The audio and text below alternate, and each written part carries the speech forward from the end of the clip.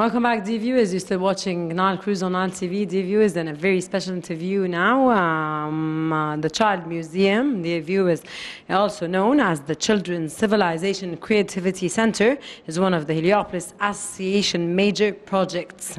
The museum, or the Child Museum, first opened in 1996 to be the first children's museum in the Middle East and North Africa as well. In 2008, the decision was made to develop the Child Museum and its garden to cope with the highest technology and the latest educational methods. In November 2012, the Child Museum reopened its doors again to children. Dear viewers, we're honored in this segment to host Professor Osama Wareth, and he is the Child Museum General Manager, to tell us more about the museum and the ongoings in the museum. A very good day, sir, and it's always a pleasure to have you with us. It's a pleasure to have you with us today. Thank you very much for hosting Nile Cruise today. You're welcome. In a very special place. Sir, when and why was the Child Museum established? That's in our country in general, and for the population in particular. The quantity of population of children in Egypt was increased rapidly. So that's the idea how to generate this generation of the children to meet the future of Egypt. The future of Egypt was thought, it's become from the thinking from the past of Egypt. The past of Egypt, it will be the encouragement or the driving for the children Egyptian for their future. So this was the first idea for the museum, how to learn about ancient Egypt, not only ancient Egypt as a history, but as a concept of the ancient Egyptian contribution for the worldwide science, architect, and art. Okay, sir, I want to understand more about the Child Museum is the first children's museum in the Middle East and in North Africa. How do we enhance this museum, and how do everyone know about it everywhere here in Egypt and abroad, in the Middle East and North Africa, and the means of enhancement or the means of publicity for this very special place that every child in Egypt has to come and visit and know more about? Yes, first of all, we already have our social media, our marketing program, but you see that we have a capacity of children. They have to use the museum facilities every day. That's we wouldn't like to overload our capacity, because we would like to reduce a good services. Services is come in our priority rather than the quantity. You want quality, you don't want quantity. You don't want too much children, but you want the children that come in to know more about and understand more about the museum. And yes, to benefit from our service as well. So we are limited for our capacity. Our capacity almost about 1,500 a day, according to the day visits. So we are limited. So we are asked to book in advance. How is the booking, sir? We have many means of booking. Bookings. What are your means? By phone, we are available all the day. We receive calls. We receive from our hotlines. Yes. What's the hotline, sir? We have hotline. We have already our social medias also can book through our website. So the children can book online? Online, yes. Can book, just booking. We should know in advance how many children will come, even from families or museums, to produce our services. And also we ask them what kind of service they need, what activities they are looking to be produced for them. What type of activities do you have introduced for the children here? We have so many. Could you mention some, please? Annually, we introduce almost 250 activities in different ways. We have art activities. It's all type of arts. we can say. Cultural activities, we have our theater, we have drama, we have music, we have ballet, we have all kind of activities you can imagine. We can produce for children. We have we have our own camps. We have winter camps, and nowadays we have a full booked summer camp. So we and sir, for the camps, are the prices affordable for all the categories of the community? Of course. We are working according to the services we produce to be available for all levels of communities. Plus, also we have our own social responsibility. As an Hilibris Association, we have our own social responsibility through the marginalized areas. So we produce our service for them as well. We bring them from the semi-marginalized or semi-random areas to come to the museum by our bus, and we'll offer them all our facility for free. That's amazing, sir. So you offer all the children that come into the museum for free, or some? No, not some. Some of them just whom are not affordable. Who cannot afford. Yeah. Who are these, sir? They come from the rural areas? Rural areas, from semi-random areas, from different government all over Egypt, and also we have disabilities also for free. That's wonderful, sir. That's very nice, sir. Sir, how do you target the special people that are needy, that need to understand more about this Children's Museum, and those that are disabled? How do you target them? How do you reach them? We reach them. Or do they try to reach you? Sometimes they are trying to reach us, but also we have our outreach program. We go for them through our cooperation with other associations, disabilities organizations, and the community development organization are working in the rural areas. We know through them the area we are targeting, and by our reach program, and we will bring them to the museum, and we will introduce them to the museum later on. How do they feel, sir, when they come in and watch the museum and see all the activities in the museum? Yeah, that's one of our main objectives of the museum is equality. That's we need all children of Egypt to keep equal in this place. This place for all Egyptian children. So we bring them from all over all areas to feel equal. How did the creators here at the museum make them feel, sir, as children? Yeah, because of course adults have special way of treatment, and kids have special way of treatment, and children have special way of treatment. Yes. How do the curators here make them feel? We are so lucky. We have good curators, very well trained, and they know how to deal with the children very well. So they love children. So they love children. Males and females, sir? Yes, of course. Or only females? Or females are more.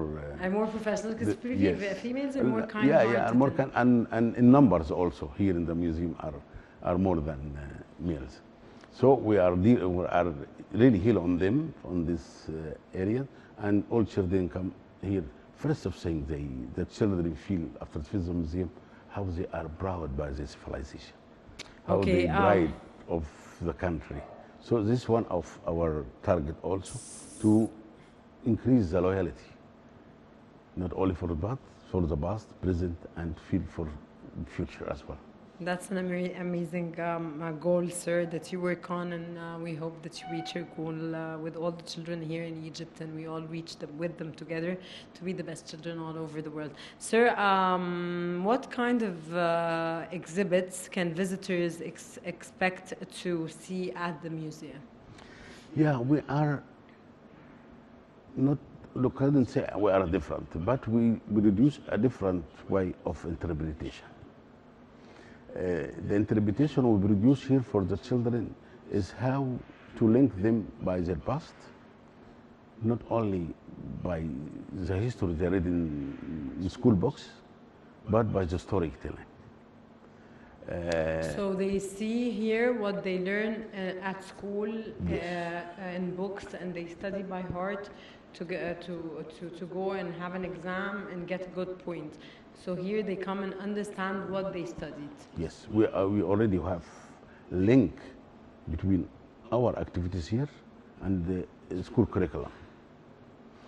So when they came here, they feel what they read in the book is real for them. And through the stories, they can understand what they already read in school books, but it was so difficult to them to understand. And then here we are, by the activity also, they can learn a lot and to discover more a lot, not only about the history, but about the science, about the art, and about the architect. This the main idea of the museum were built, how to reduce the significance of ancient Egyptian to the world heritage. Perfect, sir. Sir, this is the role of the museum in promoting education and cultural awareness among children in Egypt? Yes, this was our... This is your way, huh? Yes, this is our, you can say this our mission of the museum. Plus our vision to look for the children to reduce to the Egyptian, the future scholars, the future artists, and the future archaeologists. And sir, how do you feel when you, as the manager or general manager here, achieve your goals and your aspirations, and you make this, you feel that these children are going out of the museum and they're really happy, and you reach the target of enhancing their knowledge, and they're fully aware of everything that's taking place in their country to make them, of course, better calibers in the future? Yes, as I am a specialist in the pedagogy of children in culture, this is my main topic, I feel so happy. You know, that's dealing with children, it's amazing. So when you feel about it, how the children were happy about what we offer for them, we all feel that we have to do some more. We are not only be happy, but we think what more we can introduce for the children to be more and more happy. So what kind of exhibits can visitors expect to see in the museum here? Yeah, here in the museum you can see three main aspects of the exhibits. What are they, sir? First of them, how the ancient Egypt architect, where we are. From the pyramids, from temples, tombs, the Egyptian introduction to the world architect. The second is the daily life of Egypt, how were Egyptian life. That's, you know, in all history books we know about the life of kings and queens, but we know a little about the daily life of the normal, ordinary ancient Egyptian. That here we introduce them for the ordinary farmers, sailors, all the activity made by the normal ancient Egyptian in the market, in the building, in the farm, in everywhere of the day life, in music, how they entertain themselves in the ancient Egypt. So they can see the life of the ancient Egypt, not only for the kings and the queen, but for the ordinary people as well. Plus also for science, we also introduce science, the Egyptian contribution to the world science, from the astronomy. This is your second contribution. Yes, this is. Because you said there are three. Third. The science, from the science we know the astronomy. The ancient Egyptian introduced astronomy to the world, and we connect this to the modern. We start from the ancient Egyptian astronomy and how the idea of the ancient astronomy reached to the people for the space shuttles. Okay, sir, can you tell us more about any collaborations or partnerships that the museum has established with other institutions or organizations to enhance its exhibits and activities? Yeah, we have many cooperation internationally and nationally. from international, we have a good cooperation with international museums like British Museum, Children Museum Association, United States. So that's the United Kingdom and the United States. What else? We have a good cooperation with UNESCO, with International Council of Museums as well.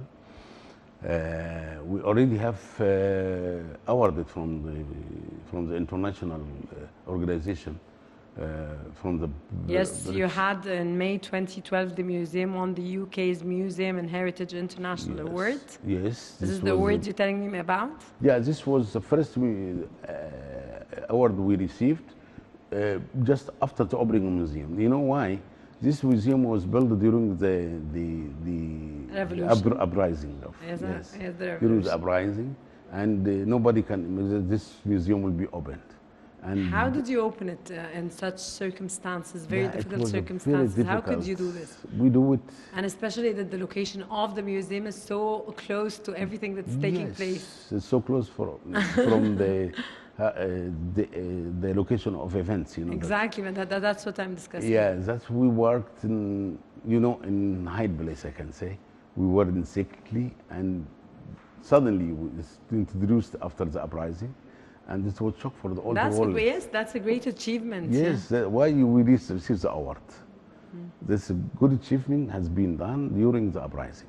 The reason you received the award, sir, was because we introduced, because you reopened or you opened this museum during the revolution. This one reason. This is one of the reasons. This is one of the reasons. What are the other reasons? The other reason, that's the education system we already introduced to the public. You introduced and to the public. Schools as in particular. And to school.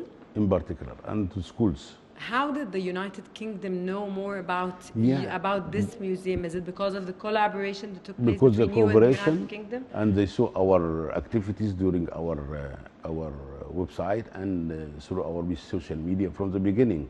We do a lot of publicity. Okay. Based on this data, sir, you made amazing job that the United Kingdom witnessed you and gave you an award. Yes. Is this through the collaboration or through the very hard work that they witnessed, so they gave you the award? Yes, because hard work will be done and in cooperation with schools and pupils. Perfect, sir. Sir, what are we in two. So this is the UNESCO and the United Kingdom and the UNESCO United States. Separate one. Another award from the UNESCO? The other one, this once alive award to the museum to be done. It's the award of the best heritage education.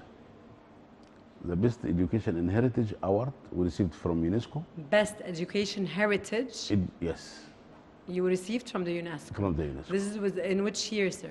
It was in 2015, I think, yes. 2015. And since 2015 to 2023, did you garner any awards? Yes, but we are now, you know, that's because of the COVID. That's the museum, we use this time to make a lot of rehabilitation for the museum. Rehabilitation or renovation? Rehabilitation. Rehabilitation. Of the museum, and do some renovation and open a new gallery, a new exhibition of Science Center. That's we done during the COVID. And also during COVID, we were remotely running through online. We do all activities through online. And after the opening of our science center, we already looking forward to have an award for our new science center. You should be so proud, and of course that's very promising. Everything you're saying. Sir, or what are some of your future plans or projects for this museum, and how do you see it evolving in the coming years? We have a dream. What's your dream? Our dream to produce this museum in different areas in Egypt. We are so do you want you mean other places for the same as this museum? This museum, but in small. You want other branches for the museum? Small scale. Why is the dream difficult? Yeah, it's not difficult, but we are running now to have a small space in the villages during Haya Karima project.